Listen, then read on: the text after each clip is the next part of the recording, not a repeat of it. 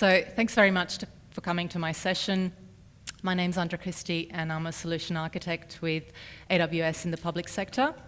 And what we're going to focus on today is Systems Manager, which is basically the only tool that you'll need in order to manage your environment. You can use it as essentially your operational cockpit, and I'm going to take you through the various capabilities.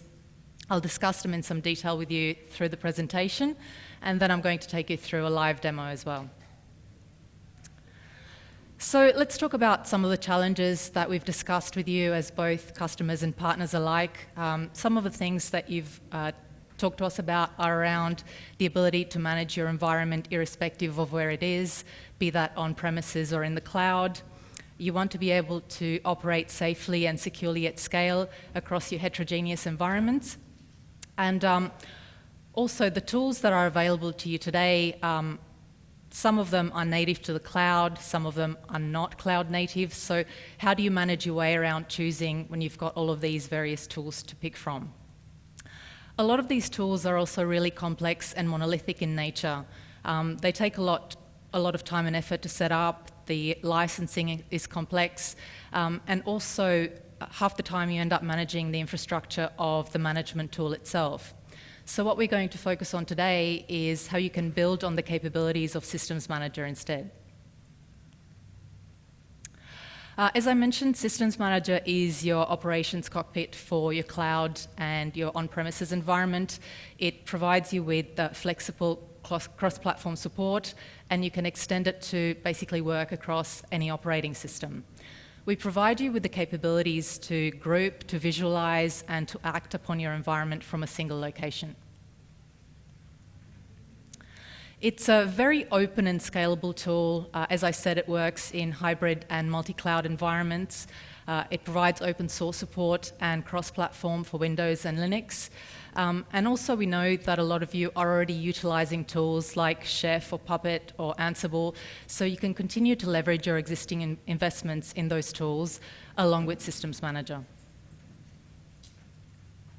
We've got a lot of customers and partners utilizing Systems Manager, irrespective of scale, and some of the customers that we've got on this list are using Systems Manager to manage hundreds of thousands of instances.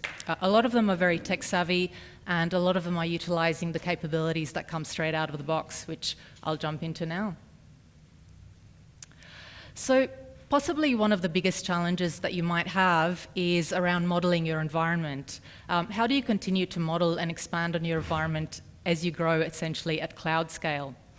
So resource groups allows you to do that in a really simple manner. You can group together arbitrary AWS resources like EC2 instances, S3 buckets, ELB, and give them meaning. You can basically model your application stacks, your web applications, your custom apps. You can model your various environments, your dev, your test, your production, as well as your business entities. All of this is done by utilizing tags and using a really simple query, which I'll demonstrate in the demo as well. So this allows you to essentially interact with a group of resources rather than focusing on single resources. So once you've modeled your environment, what can you actually do with that? Well, you can visualize it in many ways, and we've incorporated a number of familiar tools, AWS management tools, I should say, into Systems Manager, so you can do this from a single location. You can set up operational dashboards, you can leverage your existing CloudWatch dashboards, and you can build on those as well. You can monitor for compliance. You can see, for example, if you're compliant with config rules or your patch management capabilities, and you can visualize your application's important metrics, again, from a single location. Let's talk a little bit about patch management. This is a really important area for every organization, irrespective of size. There's threats out there, new threats that come out all the time, so having a really strong and robust patch management strategy is imperative. So to that note, one of the capabilities that you get out of the box with Systems Manager is patch management. We provide you with default baselines that come out of the box for every operating system, and we allow you to tweak on those defaults. So, they come with a set of rules that you can tweak according to your requirements. When do you want to actually apply those? Also, you can set up whitelists and blacklists and determine if you've got ready approved patches or patches that you might want to exclude. And along with your maintenance window, you can set up specific timelines for when you want those to actually be applied.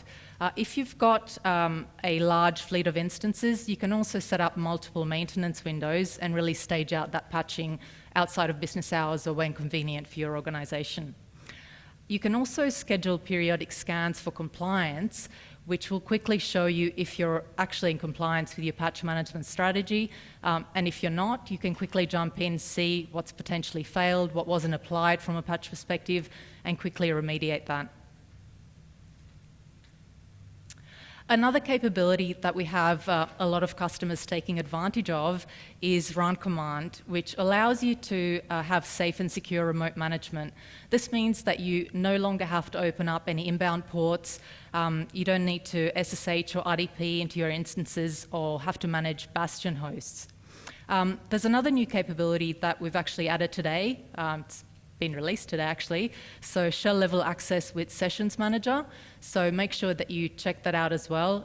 We're continuing to improve and expand on the capabilities, obviously with the example that I just gave as well. And the permissions are all based off of IAM rules and mechanisms, so you've got a uniform set of rules that can be applied across cloud and on premises. If you're running a set of intrusive operations across a large number of instances, you can take advantage of rate control. So this allows you to have error and failure thresholds too. So for example, if you experience X number of failures, you can stop running that operation and mitigate your risk and failure. So another really useful capability. Insights is a really cool capability as well. So you can have a look at the inventory on your managed instances. You can have a look at the applications that are installed, network configuration, file metadata, and lots of other really useful and insightful information. And this also allows you to do data syncs across accounts and regions, which you can feed into S3, and then you can utilize your own BI tools or our BI tools like Athena or QuickSight to interrogate that further. We also support custom inventory as well, so you can quickly see if there's some applications that are installed which maybe shouldn't be part of your baseline, and then you can jump in and remediate from that too.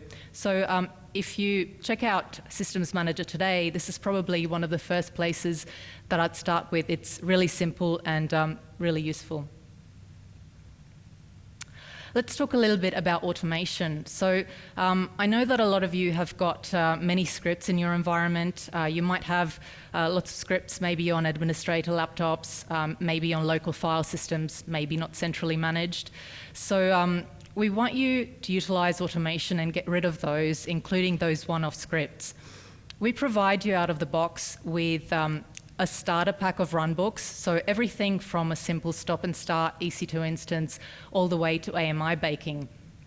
What we essentially want you to end up doing is to build on those initial starter runbooks and end up building your own curated set of runbooks that are essentially in context of your own environment. So what you end up doing is ending up with automated hands-off management of your environment.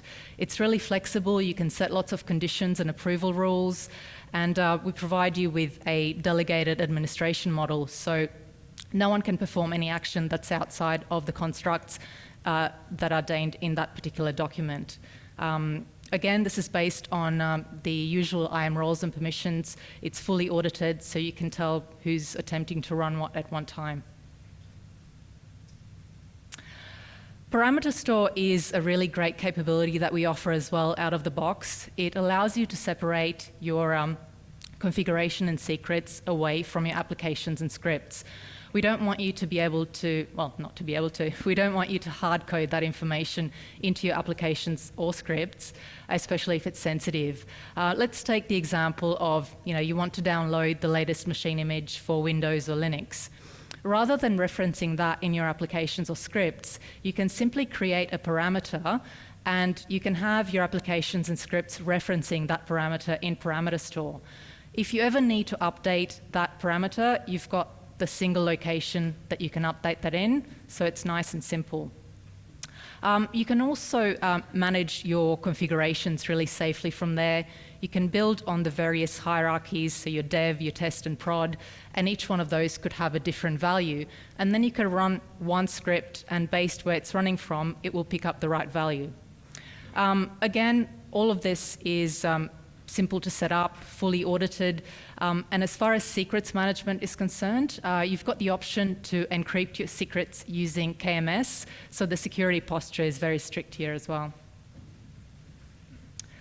Lastly, managing configuration drift. So you can enforce OS configurations like firewall rules and AV settings.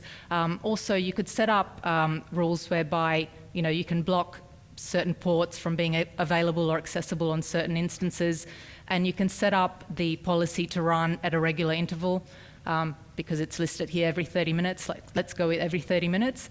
So if there's ever a change, each time the policy runs, it will automatically reapply the policies to prevent the drift, and you can simply check the compliance status. So again, a really great capability.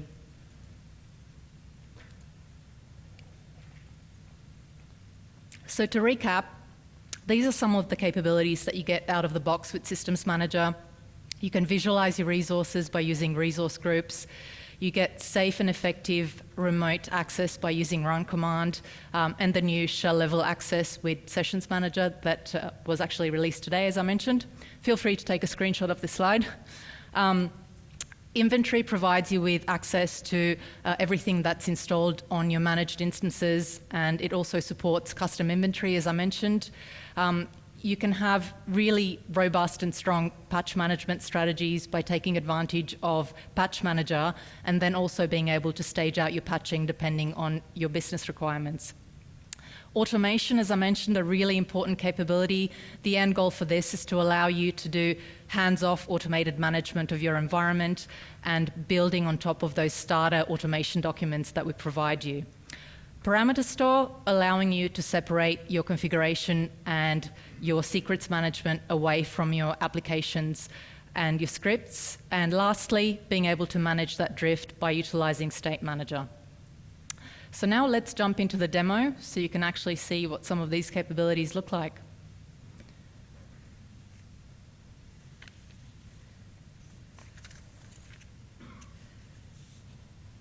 Right, so you can all see my screen, that's good.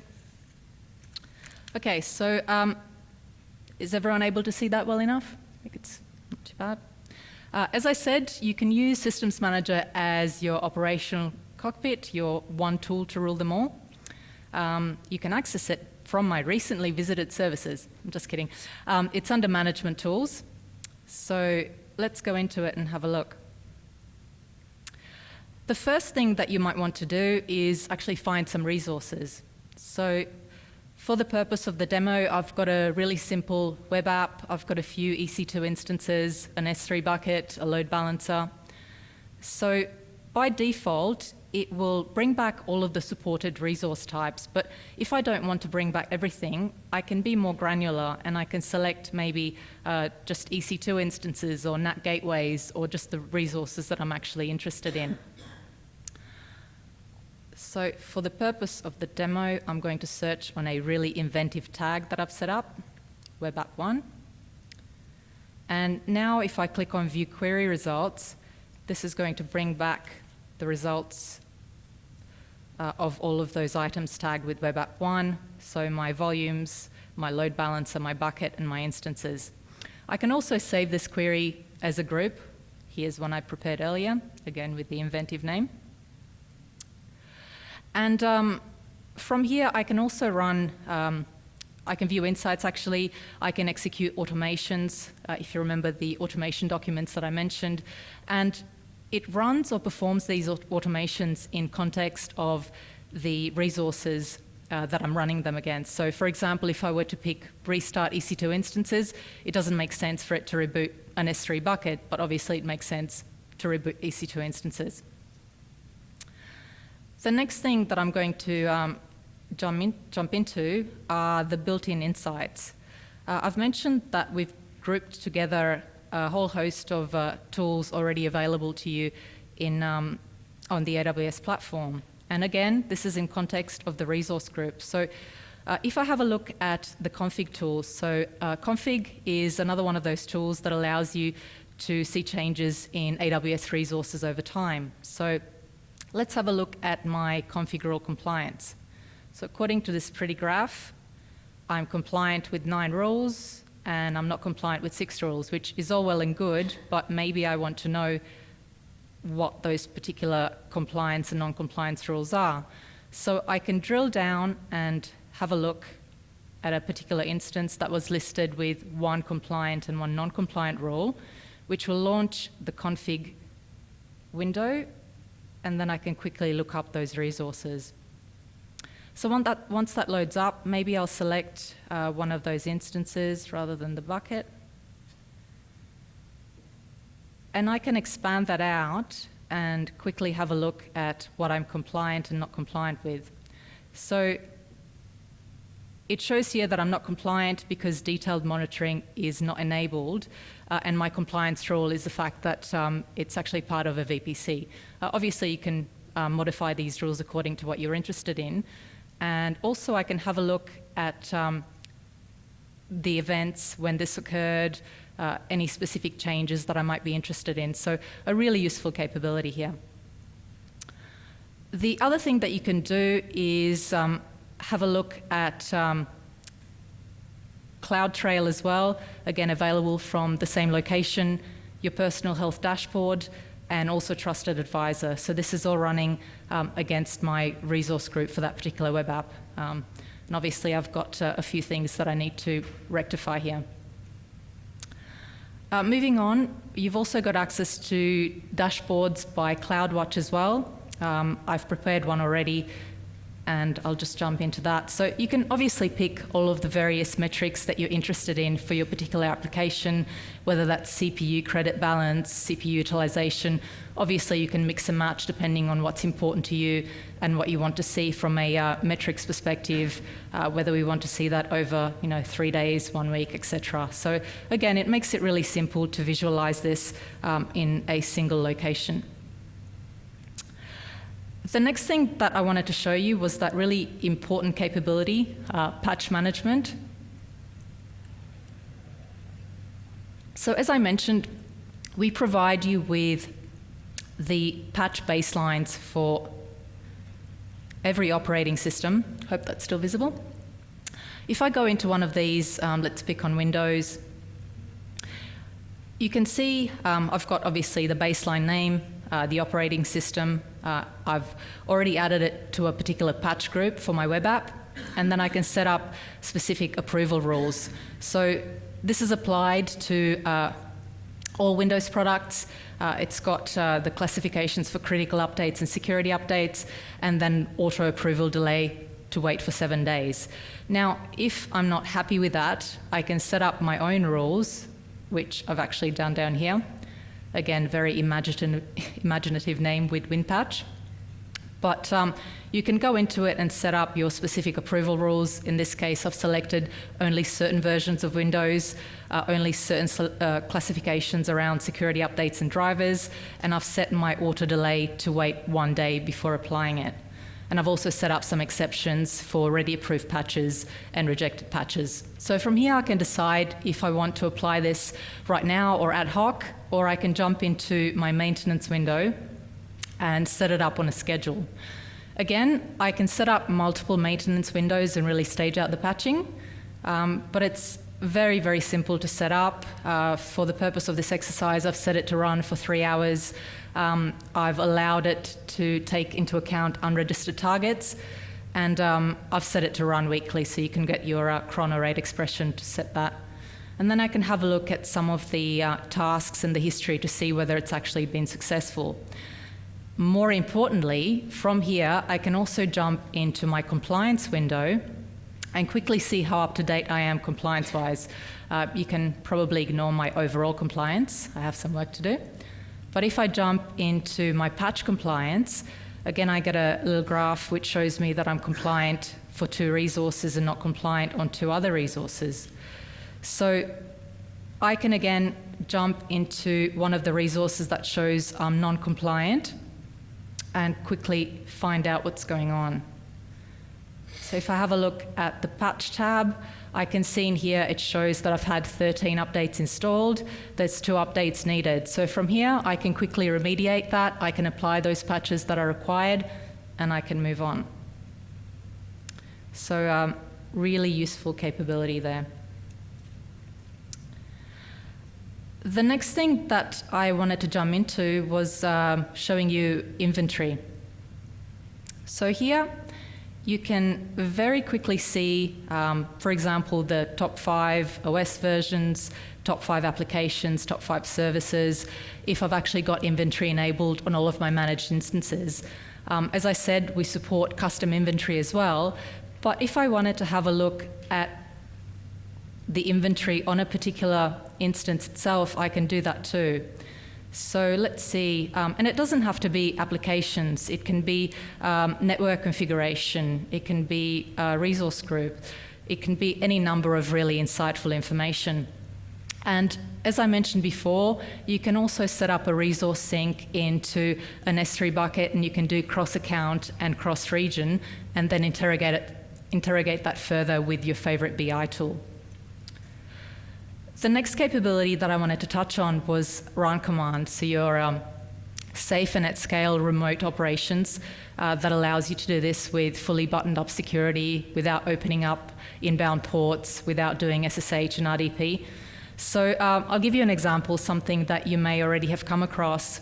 Let's say that you start a Windows instance, you don't have a key pair, there's probably no way that you're getting into that thing. Luckily, that instance is actually enrolled in Systems Manager. So what I can do is I can run a script and I can reset the password, and then I can RDP into that instance. Or maybe I'll choose not to RDP, seeing as I've kind of mentioned that that's probably not a great idea. Anyway, so what I can do here is run command. I'll quickly select the automation document, AWS run. So this should bring up a few options. I can select run PowerShell script, and here I've got an example of 2 scripts. If you have a look at the top one, I'm sure that you'll quickly guess why I won't be running this script. For a start, you can see the password. It's going to be visible in the console. It's going to be visible in CloudTrail. I'm not really showing my top security posture here.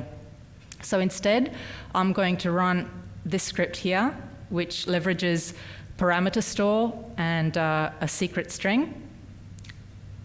So I'll paste that quickly in here. And then I can also select my Windows instance, the one that doesn't have the key pair. Rate control, I'm just going to select to run it against one instance. I'll want it to stop if it encounters one error, and that's it. Off it goes. So you can see what a really powerful capability this is. Once that runs successfully, I hope, I'll be able to access that instance again.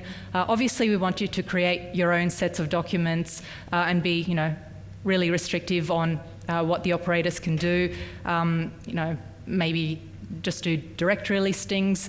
In any case, again, build on top of those documents that we provide you and utilize them in context of your own environment, including obviously the security posture. So if I refresh that now, luckily it's had a successful run, and here's what we want to see. Great success. Now I can RDP into that instance. Awesome. Let's jump into automation from here. Basically, very, very similar to what I just showed you with run command. It utilizes the same automation documents. And as I said, you've got quite a number of them that you can execute directly from here. If I were to pick maybe something else like a restart EC2, if I can spell. So if I actually click into it, there's a few things that I wanted to show you. So the platform, the hash type, you can see the parameters here, and also the content. So this is where you can modify it and build your own automation documents directly from the ones that we provide you and build it in context with your own environment. From an execution standpoint, you can obviously run these ad hoc and you can schedule them as well. I'll just quickly show you, again, very similar to what I showed with the previous task when using run command. I'll pick on the Linux instances, both of them, and that's it, off it goes. It's going to take a little while, but as I said, it's really useful to take advantage of those starter runbooks that we provide you. There's actually, I forgot the number, but there's quite a few of them that you can utilize. The last thing that I'm going to go into today is parameter store. So as I mentioned before, it gives you a really great capability around separating your configuration and secrets away from your applications and scripts.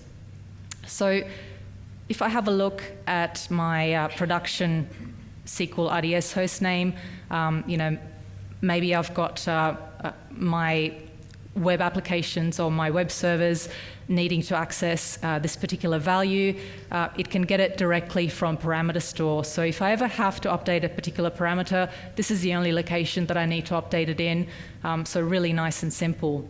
I can also set up secure strings, and it gives you a really good security posture because I could encrypt them with KMS keys, for example, so that means that certain users won't have access to them, but my EC2 instances and my web servers will be able to access those. I'll just quickly log in as a user that doesn't have access to, just a second.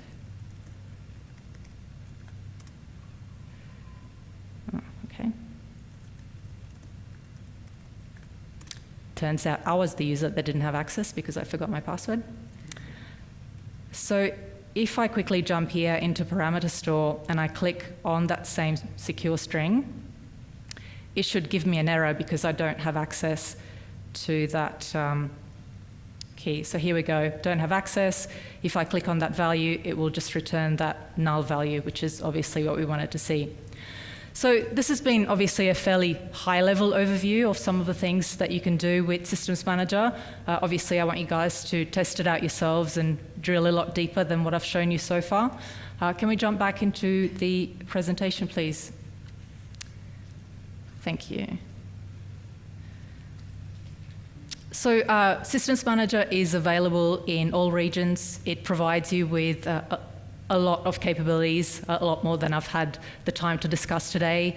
It's available through, or accessible through private link as well, which is a really great capability. It's also IRAP certified, SOC, PCI and ISO compliant, and the certification piece, it's something that we continue to work on to make sure that we're obviously across the board with that, as well as with our other services.